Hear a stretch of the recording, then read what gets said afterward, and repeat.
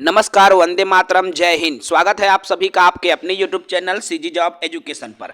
साथियों, छत्तीसगढ़ शिक्षक भर्ती 2026 और सीजी टेट 2026 दोनों की तैयारी आप हमारे साथ कर रहे हैं। बिल्कुल समान सिलेबस है। तो चलिए आज इकाई 7 में बात करेंगे। इकाई 7 पर हमारा 2 वीडियो चलेगा।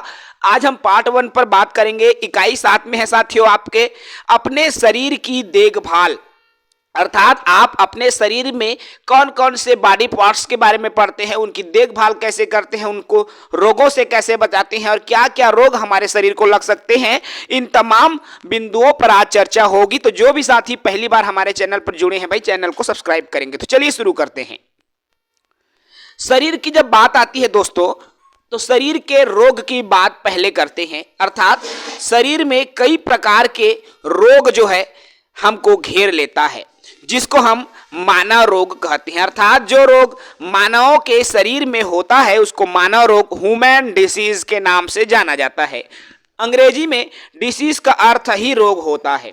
पोषण की कमी, यानी आपको यदि संतुलित आहार सही तरीके से नहीं मिलता, सही पोषण मात्रा नहीं मिल पाता, तो शरीर की जो क्रियात्मक व्यवस्था है वह गड़बड़ा जाता है। और क्रियात्मक व्यवस्था गड़बड़ाने के कारण जो कमजोरी उत्पन्न होती है, चाहे वो शारीरिक हो, मानसिक हो, या कोई गड़बड़ी उत्पन्न होती है, उसी गड़बड़ी को हम क्या कहते हैं दोस्तों? मानसिक रोग कहते हैं। या तो किसी चीज की अल्पता, जैसे प्रोटीन्स, विटामिन, खनिज इत्यादि की कमी हो गई, या फिर कभी कभी क्या होते भात साग कम खा दिया, कमजोरी आ गई, या कभी कभी सही पोषण आहार नहीं मिल पाए, कमजोरी आ जाते, अल्लाह अल्लाह लागते, चक्कर आते, गुड़ हाथ झिमझिमाते, ये सब कमजोरी की वजह से। तो ये एक प्रकार के रोग हैं। ठीक है, इसके अलावा और मेजर जो डिसीज भी होते हैं। चलिए, मानव रोग की जब हम बात करते हैं तो जो मानव रोग की शाखाएं हैं, इसमें आपका इथियोलॉजी एक शाखा है जिसमें बीमारी के कारणों को जाना जाता है, और एपिडेमियोलॉजी एक शाखा है जिसमें बीमारियों के संक्रमण का अध्ययन किया जाता है। छोटी छोटी चीजें हैं और छोटी छोटी चीजों को लेकर मैं चल रहा हूं। ठीक है, इसी में एक और आता है, यहां पर देखिए प्रोफिलैक्सिस।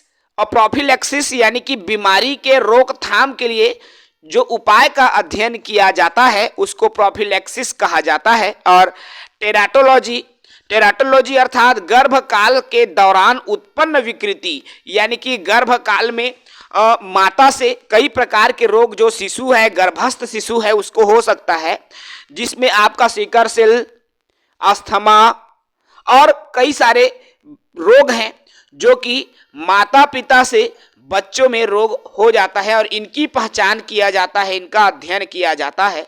तो कई प्रकार के रोग हैं जो कि गर्भ के शिशु पर भी जो है माता के प्रभाव से होने लगता है। अब हम बात कर रहे हैं रोग की। रोग के प्रकार पर आते हैं।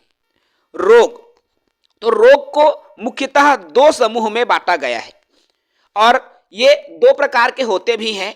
एक तो होता है जन्मजात, जे लइका जन्म ले जेकर में और कोई रोग उत्पन्न रथे, ओला हमन कहिथन जन्मजात। और एक आता है उपार्जित, यानी कि समय के साथ ये रोग होता है, चाहे वो खान पान की वजह से हो या किसी और कारण से।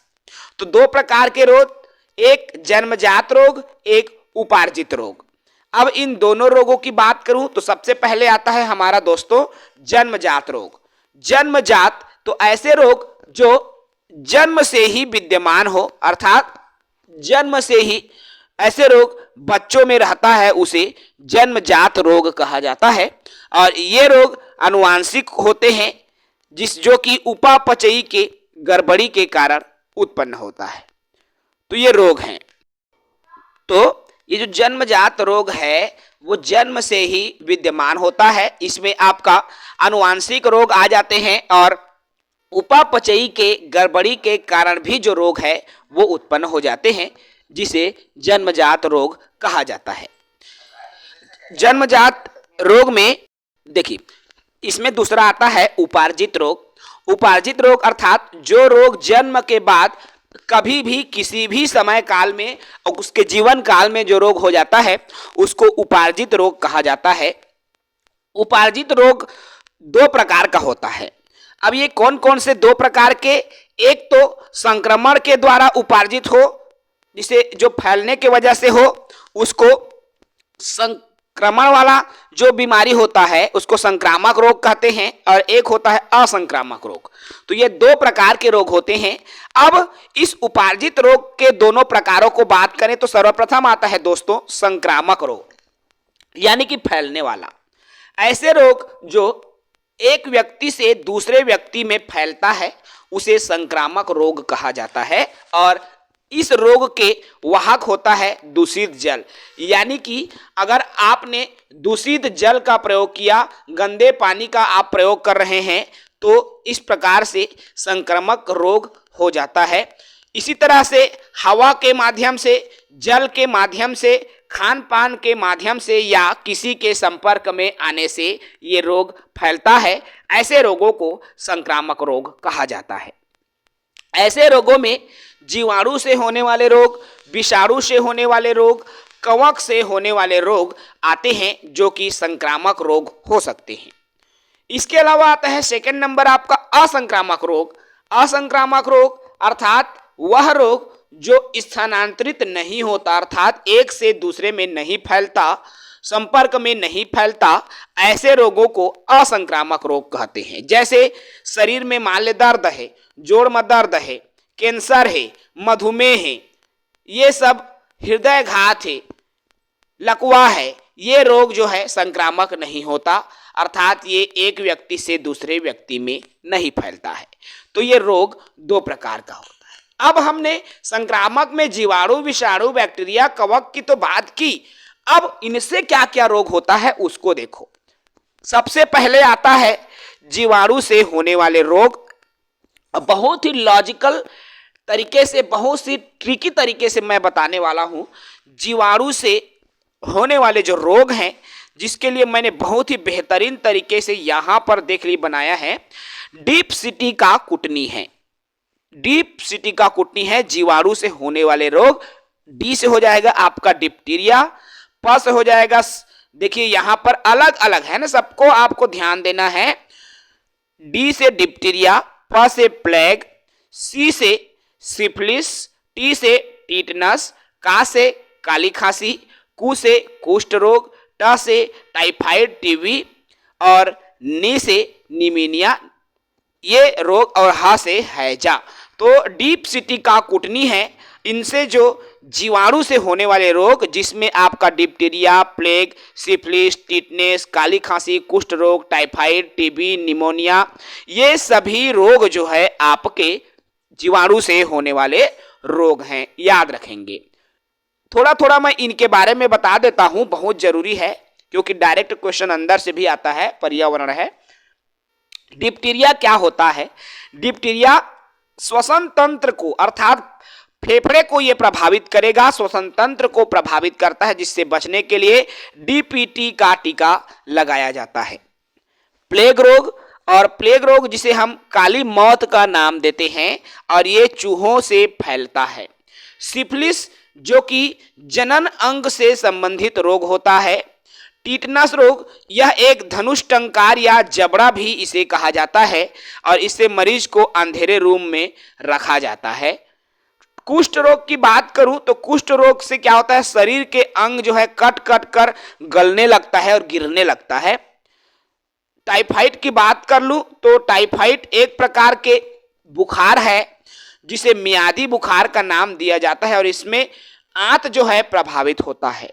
टीबी जिसे क्षय रोग कहा जाता है, और क्षय रोग होने पर उस व्यक्ति को बहुत ज़्यादा खांसी होता है, कभी कभी खांसी के दौरान खून भी निकलने लगता है, और इससे क्या होता है, सीधा ये प्रभाव फेफड़े पर डालता है। ये दूध के माध्यम से भी फैल सकता है। इसके बाद आता है निमोनिया। निमोनिया जो रोग है, फेफड़े को यह जाम कर देता है। इसी तरह से आता है हैजा रोग, जिसे कालरा भी कहा जाता है, और इसमें जो है आंत प्रभावित होता है। दूषित जल के पीने से, दूषित भोजन करने से हैजा रोग हो सकता है, और इन चीज़ों से हमको बचना चाहिए ताकि हमको किसी भी प्रकार से जीवाणु से कोई रोग ना हो, इसलिए खान पान, रहन सहन, हर चीज को आपको संयमित करना होगा दोस्तों, ताकि आप किसी प्रकार से रोग से ग्रसित ना हो। अब हम बात करते हैं विषाणु से होने वाले रोग। विषाणु से, वायरस, विषाणु से कौन कौन से रोग होगा? देखें, एडेपोइचे छोग खट्रा हिमहरे, एडेपोइचे छोग खट्रा हिमहरे, ये विषाणु से होने वाले रोग हैं। और इनको लॉजिकल बात करें तो आप सबको जो है निकाल सकते हैं। मैं नीचे पूरा डिटेल्ड बात कर देता हूं। एड्स सबसे पहले आता है। एड्स यह एक बीमारी है जिसमें क्या होता है दोस्तों, रोग प्रतिरोधक क्षमता कम हो जाता है। इससे जिस व्यक्ति में एड्स का रोग हो गया उसमें न तो कोई दवाई असर करती है सही तरीके से, न ही उनको खान पान असर करता है। इसलिए एड्स से पीड़ित व्यक्ति धीरे धीरे पतला होने लगता है, सुखड़ा होने लगता है, जिससे कि वह और एकदम पतला और कमजोर होने लगता है। और इसमें WBC की जो कोशिकाएं हैं वो प्रभावित होता है। इसका पूरा नाम एड्स का एक्वायर्ड इम्यूनो डिफिशियंसी सिंड्रोम इसे कहा जाता है, इसका पूरा नाम है। इसका जो पहला मरीज 1981 में कैलिफोर्निया में देखा गया था। भारत में यह पहली बार 1992 में गोवा में देखा गया। यह HIV वायरस एक RNS वायरस है। इसकी जांच एलिसा जांच द्वारा किया जाता है। अर्थात अगर लगता है कि आपको किसी व्यक्ति को एड्स की बीमारी के लक्षण दिख रहे हैं तो एलिसा नामक एक टेस्ट है जिसके माध्यम से एड्स का जांच किया जाता है। डेंगू की बात कर ले।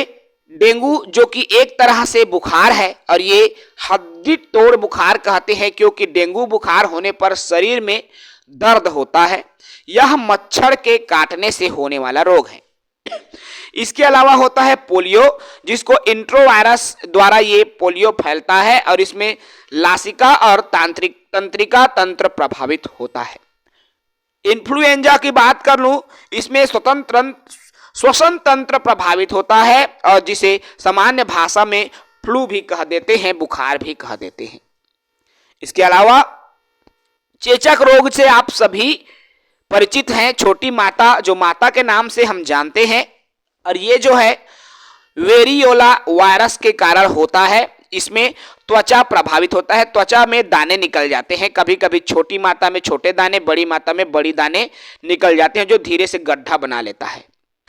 अब टीके की भी खोज की गई है। इस टीके की खोज एडवर्ड जेनर ने चेचक की खोज की थी। आगे बात करते हैं। आगे आता है हमारा गलसुआ रोग। गलसुआ, इसमें लाल ग्रंथि प्रभावित होता है।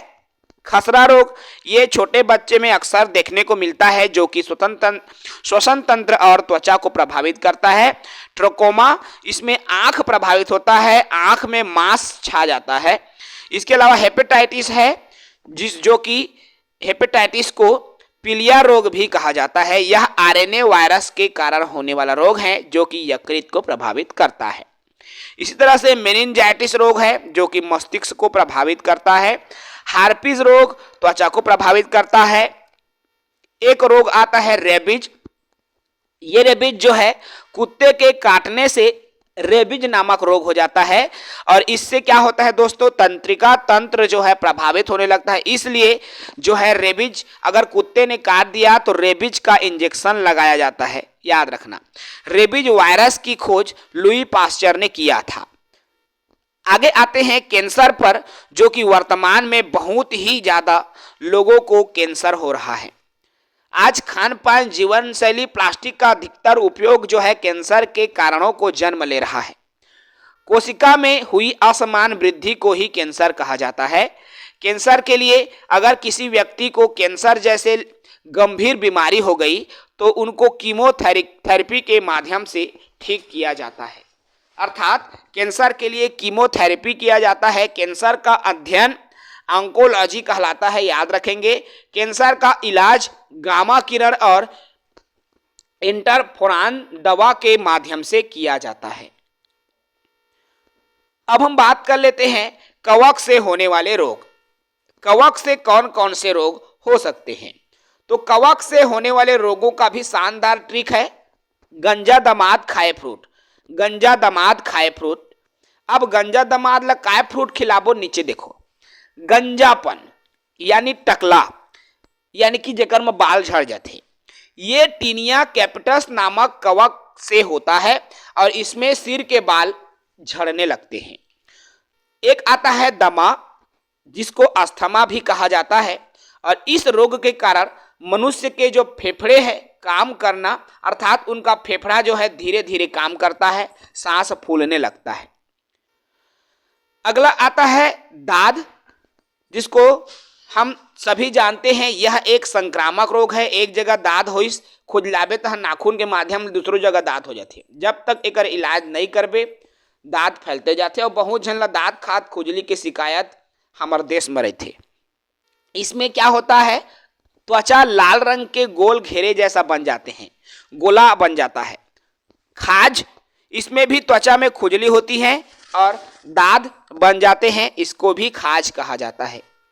एक और आता है आपका एथलीट फुट, जिसको हाथी पांव रोग हो जाता है, जिसमें हमारे जो पैर है, लोगों के पैर है, इस बीमारी से ग्रसित रोगी के पैर है हाथी की तरह फूल जाता है, अर्थात पैरों की त्वचा बहुत ज्यादा मोटी हो जाती है और कट फट जाती है।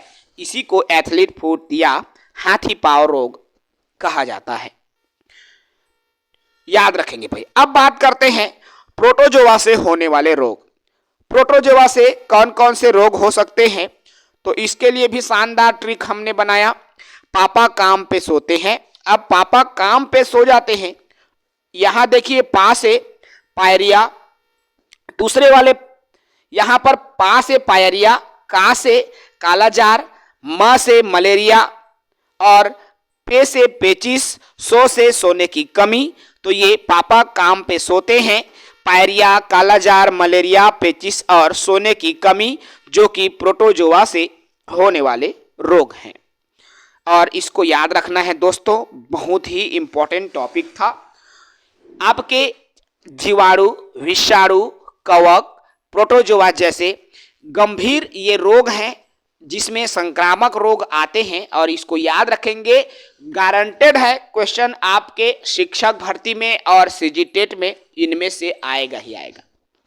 तो जो भी साथी क्लास से जुड़े हुए हैं बिल्कुल देख लेंगे। मैं एक बार और रिपीट करूंगा, इसलिए रिपीट करूंगा क्योंकि बहुत ही इंपॉर्टेंट टॉपिक है, और टॉपिक इंपॉर्टेंट होने की वजह से इसको हम रिपीट करने की कोशिश करेंगे। केवल हम ट्रिक पर बात करेंगे, आगे इसके अलग अलग प्रकार पर नहीं करेंगे, ठीक है। तो हमने बताया रोग के प्रकार की। रोग दो प्रकार के मैंने बताया, जिसमें आता है आपके जन्मजात रोग और उपार्जित रोग। जन्मजात जो है, जन्म से ही जो रोग रहते हैं उसको जन्मजात, और समय के साथ जो रोग शरीर में आता है उसको उपार्जित रोग कहा जाता है। अब संक्रामक रोग जो है, उपार्जित रोग में संक्रामक और असंक्रामक रोग आते हैं, और ये जितने भी जीवाणु, विषाणु, कवक, बैक्टीरिया, ये सभी संक्रामक रोग के आते हैं। सर्वप्रथम बात कर लें संक्रामक रोग में आने वाले में जीवाणु से होने वाले रोग। जीवाणु से होने वाले रोग में डीप सिटी का कुटनी है, शानदार ट्रिक है, जिसमें आपके डिप्टीरिया, प्लेग, सिफिलिस, टिटनस, काली खांसी, कुष्ठ रोग, टाइफाइड, टीबी और निमोनिया, ये सभी रोग आपके जीवाणु से होने वाले रोग हैं। याद रखेंगे ट्रिक के माध्यम से। इसके बाद आता है दोस्तों विषाणु से होने वाले रोग। विषाणु अर्थात वायरस। वायरस से रोग जो होता है, एडे पोइचे छोग खटरा हिम हरे, एडे पोइचे छोग खटरा हिम हरे। एड से एड्स, आपके क्रम से डे से डेंगू, पो से पोलियो, ई से इन्फ्लुएंजा, चेचक, गलसुआ, खसरा ट्रेकोमा, हेपेटाइटिस, मेनिंजाइटिस और हार्पिस। इसके अलावा रेबीज, कैंसर जैसे रोग आपके जीवाणु से, विषाणु से, वायरस से होने वाले रोग हैं। इसके अलावा कवक से होने वाले रोग, जिसमें बहुत शानदार ट्रिक है, गंजा दमाद खाए फ्रूट, ग से गंजापन, दा से आपका दमा, दा से दाद, खा से खुजली या खाज, और ए से फ्रूट तो ये एथलीट फ्रूट। तो इस तरह से आपके गंजापन, दमा, दाद, खाज, हाथी पांव जिसे एथलीट फ्रूट कहते हैं, ये रोग आपके किससे होता है? तो कवक से होने वाले रोग हैं। बहुत ही इंपॉर्टेंट है, याद रखेंगे। इसके अलावा प्रोटोजोआ से होने वाले रोग हैं, जिसमें पापा काम पे सोते हैं, शानदार ट्रिक है। पा से आपके पायरिया, काम से कालाजार, म से आपके मलेरिया, और पे से पेचिस, और सो से सोने की कमी। तो ये सभी रोग आपके प्रोटोजोआ से होने वाले रोग हैं। इस सेशन में मैं इतना ही करूंगा। आगे हमारी जो पार्ट 2 की क्लास आएगी दोस्तों, जिसमें हम विटामिन के बारे में विस्तृत अध्ययन करेंगे। कौन कौन से विटामिन हैं जो हमारे बॉडी को जरूरत है, हमारे शरीर को जरूरत है, और उनकी कमी से रोग होते हैं। कौन से विटामिन के लिए क्या फल खाएं, क्या सब्जी खाएं, क्या हम पोषक आहार लें, और उसकी कमी से कौन कौन से रोग होता है, तमाम बिंदुओं पर हम बात करेंगे। विटामिन्स का डिटेल्ड चर्चा होगी। जो साथी नए हैं, पहली बार हमारे चैनल से जुड़े हैं, चैनल को सब्सक्राइब करेंगे। सीजी टेट के लिए भी उतना ही महत्वपूर्ण जितना कि शिक्षक भर्ती दोनों के लिए, क्योंकि सीजी टेट और शिक्षक भर्ती का सिलेबस लगभग 90% मैचिंग सिलेबस अर्थात समान रहता है। तो चलिए इस सेशन को यही समाप्त करूंगा। विमल सर को इजाजत दीजिए, फिर मिलेंगे एक नई क्लास, एक न्यू पार्ट के साथ। पार्ट 2 पर बात करेंगे। टॉपिक यूनिट 7 रहेगा, पार्ट 2 रहेगा, हम चर्चा करेंगे। जय हिंद, वंदे मातरम।